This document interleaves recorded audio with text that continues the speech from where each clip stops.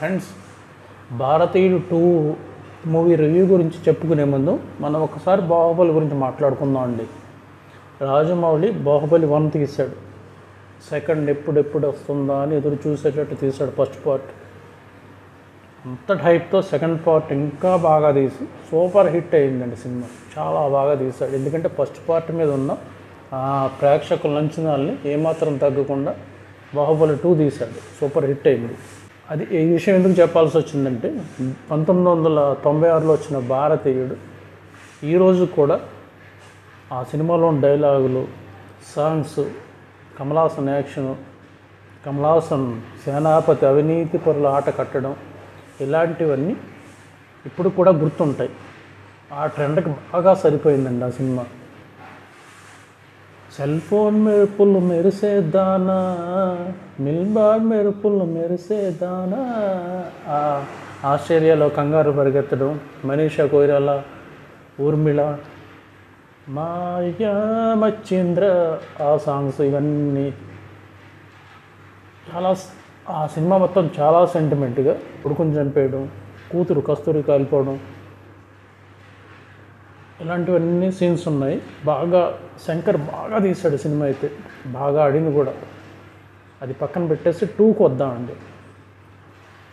భారతీయుడు మీద ఉన్న హైప్తో భారతీయుడు 2 కూడా ఇప్పుడే చూశాను.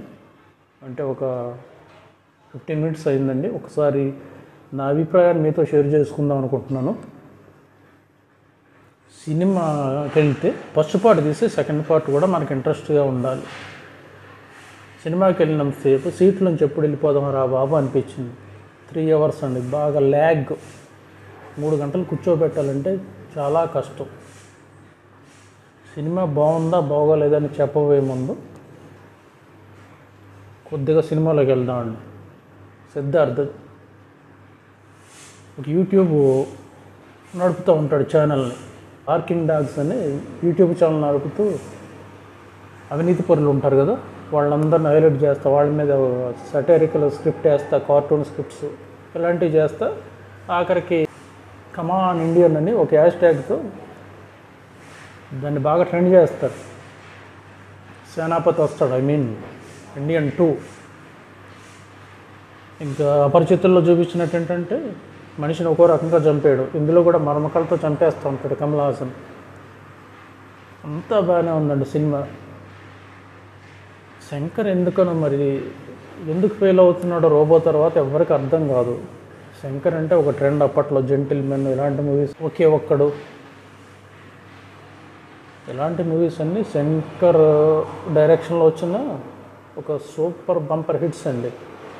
సొసైటీకి మంచి మెసేజ్ ఇస్తా బాగా సినిమా తీయగలిగిన డైరెక్టర్ అండి శంకర్. మరి ఎందువలనో ట్రాక్ ఏదో రాంగ్ అవుతుంది. ఎక్కడో సమ్ లూప్ హోల్ అనేది ఉంది. సినిమా అయితే మాత్రం అంత ఇదిగా లేదు, డిసప్పాయింట్గానే ఉందండి నాకైతే. ఎంతో ఎక్స్పెక్ట్ చేశాను 1996లో వచ్చిన భారతీయుడిని మించిపోద్దేమో అని. మెయిన్ ఏంటంటే ఈ సినిమాలో గ్రాఫిక్స్ ఒకటి, విజువల్స్, ఆర్ట్ వర్క్ చాలా రిచ్గా ఉన్నాయి. అవి చాలా బాగుంటాయండి. అదొకటే ఎస్సెట్ అనమాట. అనిరుద్ధ్ మ్యూజిక్ అయితే పెద్ద ఇంట్రెస్టింగ్ అయితే ఏమనిపించలేదు. కమల్ హాసన్ గారికి 70 ఇయర్స్ వచ్చినా సరే యాక్షన్ అంత బాగా చేస్తున్నాడంటే చాలా గొప్ప విషయం. మేకప్ ఎందుకు అంత సెట్ అయినట్టు అనిపించలేదు ఆయనకి. అంటే మ్యాక్సిమం ట్రై చేశారు అని ఎందుకో నాకు అనిపించింది. ఆర్ట్ వర్క్ అయితే చాలా బాగుందండి. బీజిఎమ్స్ ఇవన్నీ నార్మల్గా ఉన్నాయి. ఆర్ఆర్ కూడా ఏం పెద్ద ఇదిగా లేదు.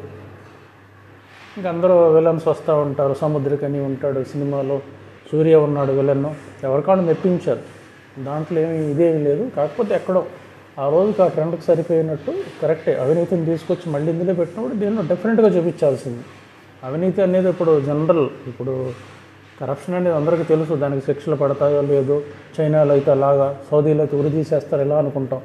విచిత్రం ఏంటంటే కమాన్ ఇండియన్ అన్న వాళ్ళే గో బ్యాక్ ఇండియన్ అని రాళ్ళతో కొడుతూ ఉంటారు. ఆ లాజిక్ మనకైతే అర్థం కాదండి. ఒక ట్విస్ట్ పెట్టి వదిలేశాడు. భారతీయుడు 3 ఉందని. ఫస్ట్ సెకండ్ పార్ట్ అంత నాకైతే నచ్చలేదు ఫ్రెండ్స్. థర్డ్ పార్ట్ అయినా బాగా హిట్ అవ్వాలని ఆశిద్దామండి.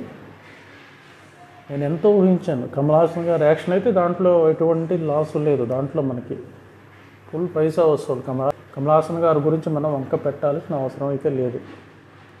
డైరెక్షన్లోనే ఏదో లోటు జరిగిందండి. Something is there. అది నా అభిప్రాయం ఫ్రెండ్స్. మీరు పిక్చర్ చూడండి, చూడొద్దని నేను చెప్పను, ఎవరిష్టం వాళ్ళది. నా ఒపీనియన్ అయితే నేనైతే డిసప్పాయింట్ అయ్యానండి. పిక్చర్ ఎలా రన్ అవుతుంది అనేది మనం వేచి చూడాల్సిందే. Thank you so much friends. నా ఛానల్ నచ్చితే సబ్స్క్రైబ్ చేయండి, షేర్ చేయండి, లైక్ చేయండి.